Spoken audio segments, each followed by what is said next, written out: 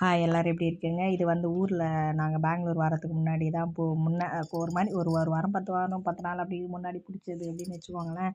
ஒரு மாரி க்ரீனிஷாக சூப்பராக இருந்தது. வர்றதுக்கு முன்னாடி மழை ஒரு மாரி நல்லா வந்துட்டு இருந்தது அப்படின்றதுனால எல்லா செடியுமே துளிர் விட்டு, கீழே இருக்கிற விதையெல்லாம் முளைச்சி மேலே கொடியில் போய் காய் வர்றது அந்த மாதிரியெல்லாம் சூப்பராக இருந்தது. இது எங்கள் ஊர்லேருந்து பஸ் ஸ்டாண்டுக்கு போகிற வழி சைடில் இருக்கிறது தான்.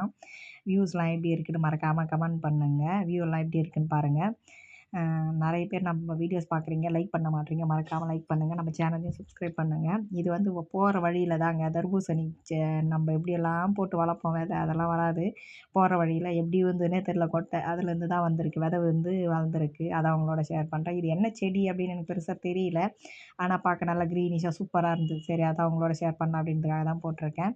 வீடியோ பிடிச்சிருந்தா லைக் பண்ணுங்கள். மறக்காமல் நம்ம சேனலை சப்ஸ்கிரைப் பண்ணுங்கள். Thank you so much for your வாட்சிங்.